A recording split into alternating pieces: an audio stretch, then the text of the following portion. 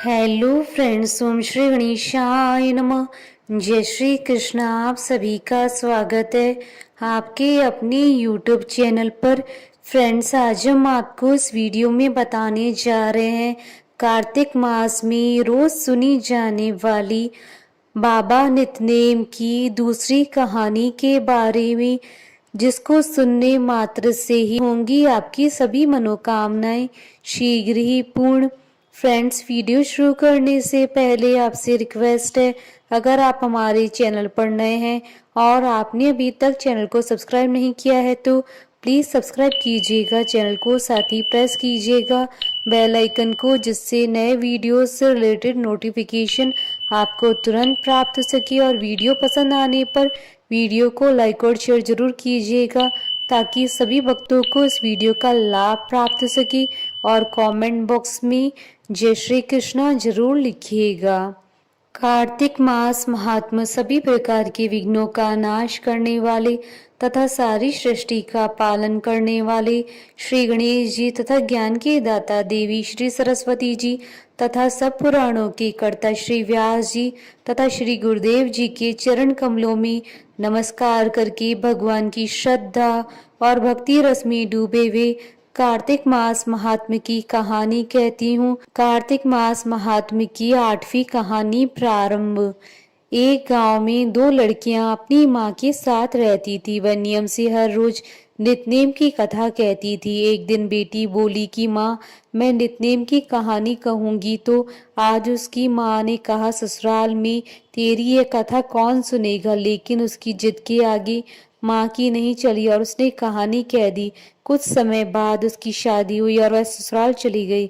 ससुराल आने के बाद उसने एक एक कर सभी को कहा कि मेरी नितनेम की कहानी सुन लो, लेकिन हर किसी ने कोई न कोई बहाना बनाकर उसे टाल दिया। कोई भी उसकी कहानी नहीं सुनता, जिससे वह भूखी ही रह जाती।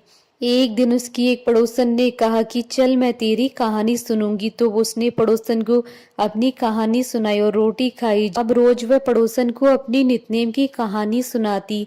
एक दिन उस लड़की की ननद ने कहा कि माँ, यह पड़ोसन के कहने से तो खाना खा लेती है, लेकिन जब हम खाने को कहते हैं तब नहीं खाती। तब सास ने कहा कि ठीक है, जब पड़ोसन घर आए तो मना कर देना। पड़ोसन ने अपने पति से यह बात कही तो पति बोला कि उसकी सास अगर मना कर रही है तब कहानी सुनने मत जाना। अगले दिन पड़ोसन गई तो लड़की की सास ने उसे घर आने के लिए मना कर दिया। अब फिर बहू की कहानी कोई नहीं सुनता था। एक दिन उसके ससुर ने उसकी सास से पूछा कि बहू कैसी है। तो उसने कहा कि बाकी सब तो ठीक है, काम कर लेती है लेकिन खाना नहीं खाती है। ससुर ने कहा कि बड़े घर की बेटी है, शायद काम करने से थक जाती होगी, इसलिए तुम उससे काम मत कराया करो। काम न करने पर भी बहू कुछ नहीं खाती, जिससे धर्मराज जी सकते में पड़ गए कि ऐसा क्या हो रहा है जो मेरा आसन डोल रहा है। उन्होंने कहा कि धरती पर कौन सी नगरी है जिस पर एक प्राणी भोजन नहीं कर रहा है, उसे बुलाकर लाओ। स्वर्ग से विमान आया तो उसे देख सास कहने लगी कि मैं चलूं तेरे साथ। तो बहू ने कहा, तुम्हें तो बहुत काम था, लेकिन मेरी कहानी सुनने का समय नहीं था।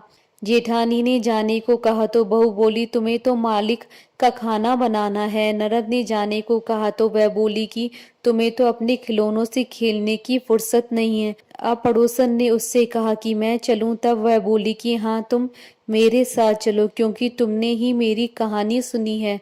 पड़ोसन अपने पति के पास गई तो वह बोला कि तू तो बड़ी भाग्यशाली है, जो जीते जी ही स्वर्ग में जा रही है। हे नितनेम बाबा, जैसे उसे मोक्ष मिला वैसे सभी को ही मोक्ष मिले।